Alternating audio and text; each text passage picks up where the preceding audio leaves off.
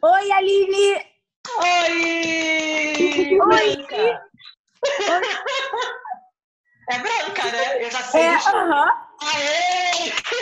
Vocês estão me vendo? Não, eu não sei nem se vocês estão... eu não sei pela Aline tá me vendo.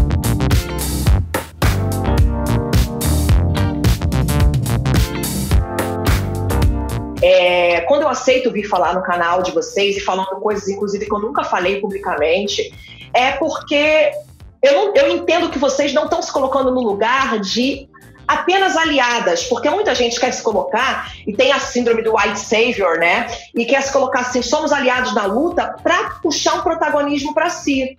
E eu vejo isso que vocês não têm. Então, assim, cara, por isso que eu aceitei falar, porque não é só aliado que a gente precisa. A gente precisa de pessoa que vá puxar e posicionar. Então, assim, conhecendo tão bem, Branca, mais ainda a sua irmã, até mesmo do que a você, a amizade, o tamanho, a dimensão de amizade que a gente já alcançou e a forma que eu vejo que ela sempre busca entender, e que ela busca ajudar, e que ela busca, cara, saber mais o conhecimento que ela busca.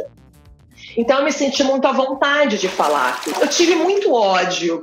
E quando a gente fala sobre racismo, e a gente vê tantas pessoas com tanto ódio, tanto que tem a hashtag Fogo nos Racistas, tem tanta hashtag contra, né, que fica com tanto ódio, a gente entende que esse ódio é totalmente legítimo. Essa dor é uma dor que é uma dor ancestral, porque é uma dor que dói na alma, que dói na carne, porque a gente entende quais são essas chibatadas contemporâneas.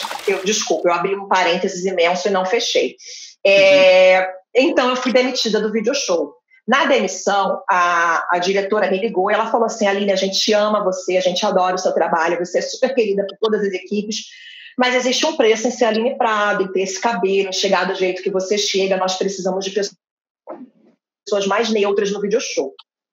Aí eu perguntei se era um problema de pele. Eu falei, não é um problema de pele isso. Eu falei, claro que não, pelo amor de Deus, isso é um contingenciamento de gastos. Aquele mesmo papo, pô. 2 semanas depois, eles contrataram as ex-BBBs.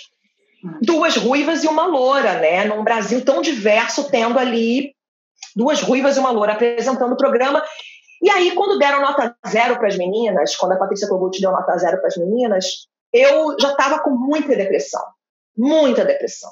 Muita. E eu olhei aquilo, eu só sabia chorar. Chorar por mim, chorar por ela, chorar pelo mundo. E aí eu escrevi, eu falei assim, não é nada contra as meninas, inclusive as sigo e gosto muito delas, mas é contra as chibatadas contemporâneas, é contra a estrutura racial, essas são as chibatadas contemporâneas. E eu contei, por mais qualificados que sejamos, não nos deixam sentar no sofá da sala da casa grande. Eu falei, expliquei o que aconteceu comigo. Aí nisso se tornou foi hiperdimensionado, não, foi justamente dimensionado, mas vocês imaginam quanto hater eu atraí para mim, falando isso, e como as portas do mercado... Mas muitas pessoas te defenderam também, né, Aline? Muitas pessoas defenderam, mas poucas pessoas assumiram a responsa comigo. Eu tive muita gente... É uma que é minha, não vou me meter. É meio que exatamente, assim, nossa, coitada até um certo ponto, né? Mas eu não posso me aproximar muito, senão a Globo vai fechar as portas para mim também. Teve muito isso. Eu lembro que eu fiz uma festa de aniversário depois, e assim, na festa de aniversário do ano anterior, vários artistas tinham, assim, na festa seguinte, quase nenhum, só a Juliana Alves, que foi. Inclusive, estou falando dos próprios negros. E lá dentro da Globo mesmo, crescendo lá dentro, eu percebia que muitos negros disputavam lugares com os próprios negros e tinha muito ódio entre os negros lá dentro, porque eram tão poucos espaços que eram concedidos a esses negros, tão poucos mesmo, na verdade, quando eram espaços concedidos, sempre eram esses espaços de subalternidade ou de objetificação da mulher negra. A Thaís Araújo, a Thaís e o Lázaro, eles têm uma responsabilidade social tão grande ali dentro, porque eles conseguiram elevar isso tendo o Mr. Brau, colocando o Mr. Brau na grade, sabe? Eles são pessoas que realmente têm que ser aplaudidas ali, de conseguirem se posicionar. Ele virou uma febre em todo o país, festejado, adorado por estrelas da nossa música. Eu vejo a vida melhor no futuro, em Brau. Mr. Brau, o artista que está conquistando o Brasil e ganhou um programa na Globo. É também um cara de muita sorte. Gostosa. Esse superastro é casado com a linda e multitalentosa Michelle, uma celebridade em pé no chão. A dona da casa sou eu. Eles conseguiram se posicionar, mas são muito poucos ainda que conseguem se posicionar lá dentro. Mas também acho é como um jogo de xadrez. Eu também acho que também é uma das poucas emissoras também que também está dando voz, e que bom que está dando voz. Então, para mim, esse processo todo, a gente está aprendendo, a gente está discutindo, ainda a gente está começando a aprofundar uma primeira camada. Porque antes, a gente não é só mais resistência. O tempo todo você fala assim, não, o negro é resistência, a gente é resistência desde que a gente nasce. A gente é resistência porque na casa dos meus pais é uma casa cheia de bala, toda furada, de bala.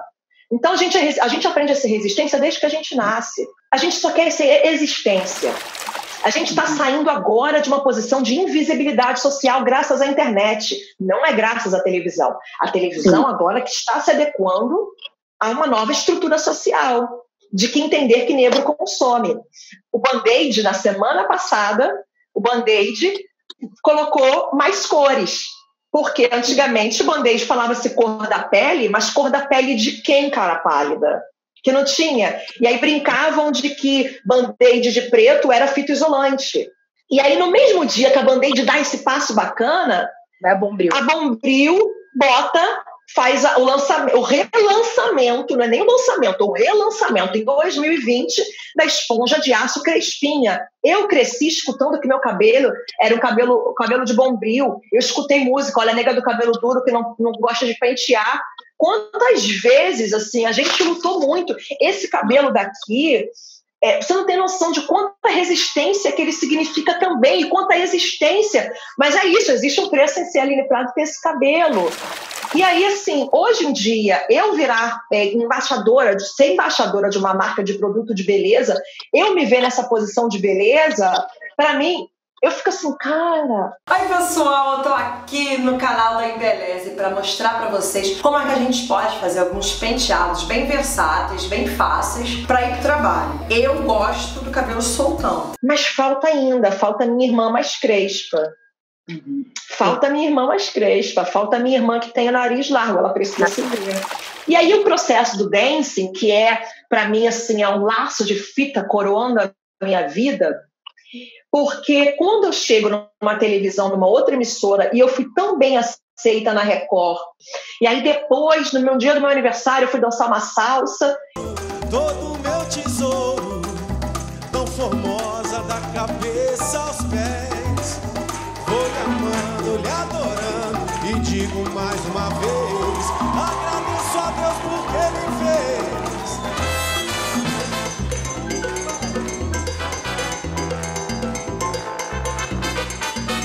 E aí era meu aniversário, a Xuxa me coroou Paquita, me dando um chapéu de verdade dela, do acervo dela, pessoal.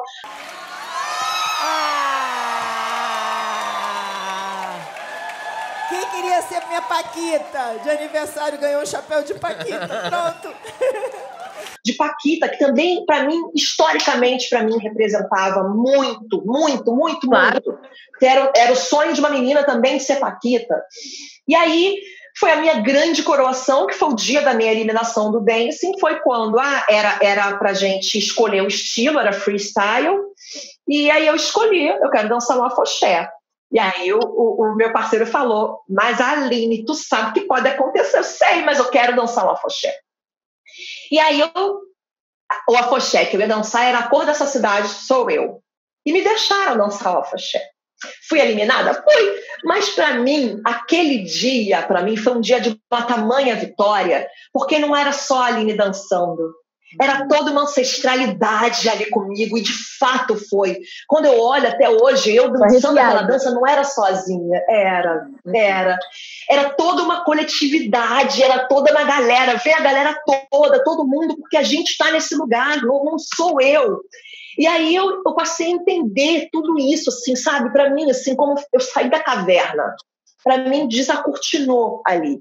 E aí eu aprendi que eu só consigo militar, cada um milita da sua forma, mas a minha forma de militar, ela é através da afroafetividade. É conseguir dialogar e entender que eu preciso ocupar determinados espaços e como um jogo de xadrez muito sutil. Saber o momento de recuar, mas ter toda a estratégia de avançar e entender que o outro, na verdade, não é meu inimigo, embora muitos queiram ser. Mas entender que o outro também tem o imaginário colonizado. E eu só vou conseguir modificar essa estrutura, e eu só vou conseguir através da afroafetividade, através de mostrando para ele que ele sou eu.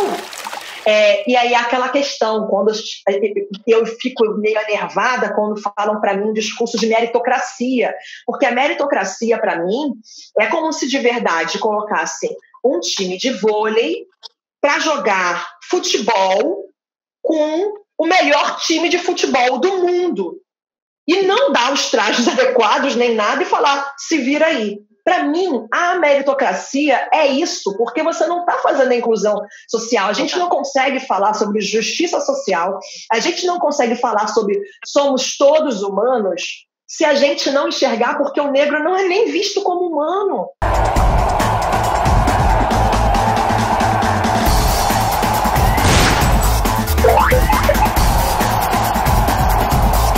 As favelas não são os novos quilombos, as favelas são as senzalas. E a gente entende essa estrutura colonizatória que foi totalmente, que até hoje a gente colhe os frutos podres dessa colonização que foi totalmente equivocada, totalmente escrota, que não tem outro termo, sabe? Onde o próprio cristianismo mesmo permitiu e falava que o negro não tem alma, então ele pode ser escravizado. Vamos fazer a abolição? Vamos fazer a abolição. E a abolição também foi feita de uma maneira que...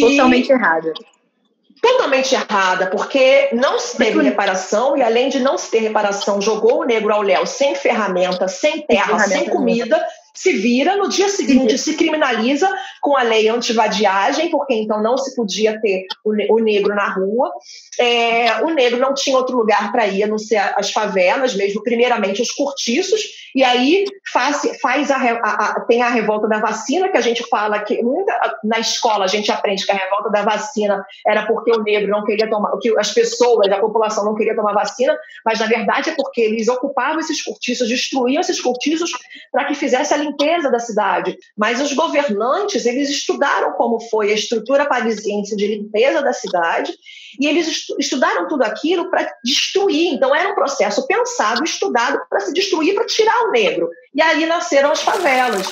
E aí então vamos chamar a imigração, a gente precisa embranquecer esse país. E aí, para o imigrante que vem da Itália, então, a gente dá as ferramentas, a gente dá a terra, a gente dá dinheiro, a gente dá o ouro, a gente dá a preta para ele comer, a gente dá a preta para trabalhar para ele, a gente dá o preto para trabalhar para ele. Então, para que lugar até hoje que vão esses negros? Desculpa, gente, eu estou falando tanto. Não, pode falar que é ótimo. A gente está aprendendo, Aline. Você está dando uma aula pra gente, porque eu acho que eu deveria ter aprendido muita coisa do que você está falando, principalmente agora, nos livros de história, e é tudo velado. Não tem, porque assim, a gente precisa Princesa Isabel ela era muito legal. Não, a Princesa Isabel era uma escrota. A gente aprende isso. A gente aprende isso, a gente aprende... a gente não aprende a revolta dos malês, por exemplo, que eram os negros islâmicos super inteligentes, que eram do nosso Nordeste. A gente não entende que esses negros eram super inteligentes e que foram chacinados na revolta dos malês, sabe? Que eram os negros que a gente entende como insurgentes, a gente entende como se, não, imagina, eles queriam destruir a nossa pátria, queriam destruir o nosso país. Não, eles estavam lutando naquela época por inclusão social. E todos os negros, até hoje, que lutam a favor da inclusão social, eles são chacinados. O que aconteceu comigo, eu sofri uma chacina não só virtual, mas durante muitos anos eu fui silenciada, eu não pude entrar em emissoras de televisão, porque imagina, e assim, quando joga na internet muitas vezes o meu nome, assim, a raivosa Aline Prado, eu fico assim, cara, onde que eu ocupo esse lugar de raiva? Pô, já teve muita, mas não foi uma posição só. E eu entendo quanto é ofensivo para muitas pessoas eu não me objetificar. Eu sei quanto é ofensivo para muitas pessoas eu não baixar a cabeça, me posicionar do jeito que eu me posiciono, não andar mais curvado. Eu não ando mais curvada. Eu já andei muito a minha vida inteira com minha cabeça baixa e meus ombros arriados, sabe? Numa posição mesmo de subserviência. Eu já deixei de entrar em muitos lugares. Eu comecei a perceber o quanto que eu me arrumava sempre para ir em qualquer lugar. E aí uma amiga minha, branca, ela falou assim, Aline, por que você se arruma tanto para buscar o seu filho na escola? Eu falei, porque eu não quero que ninguém me confunda com a babá. E é o tempo todo isso, sabe? Enraizado. Cada vez que eu ouço alguém falar sobre meritocracia, me dá vontade de ir com uma voadora? Me dá. Quando eu escuto alguns discursos, me dá um ódio dentro de mim. E quando a pessoa fala assim, não, mas que na verdade todo mundo tem dor, dói em todo mundo. Não, eu fico... Mas eu entendo que eu não vou conseguir mudar a estrutura sistêmica se eu não conseguir estar no coração, entrar no coração. Que eu acho que é só aí que a gente consegue construir uma nova nação, porque nem nação a gente tem até hoje. A gente não tem uma nação, a gente tem um país todo aglomerado aqui, que juntaram um monte de coisas e se colocou um país. Mas o projeto de nação a gente não tem, porque não se tem um cuidado, né? Não tem cuidado com os moradores dessa pátria. Então, e para a gente conseguir mudar, através disso também mudando o mundo, ou pelo menos o nosso mundo. Aline, é uma honra ter você aqui com a gente, né? Se abrindo e assim, é que eu já conversei muito contigo e eu sempre tentava passar tudo que eu ouvia pra Branca, porque era sempre um papo enriquecedor, que eu chegava em casa com a cabeça diferente e você tá hoje aqui se abrindo, né, no nosso canal. Né, coisas que você não fala na imprensa. E pra gente, cara, é uma aula, sabe? Eu queria ter escutado isso, de repente, sei lá, quando eu tinha 5 anos de idade, sabe? Enfim, mas nunca é tarde pra aprender e pra mudar, né? Pra fazer a nossa parte. Obrigada pelo convite, obrigada por estarem ouvindo, por terem aberto esse canal. Eu fico muito feliz também que tenha sido aqui. E eu que agradeço também, vocês estarem também se engajando cada vez mais nessa causa. Nunca é tarde não, viu, gente? Beijo. Ai, Aline, muito obrigada, de verdade, sério. Você é muito iluminada. Muito, muito, muito. É só amor. Beijo, meninas. Obrigada a vocês.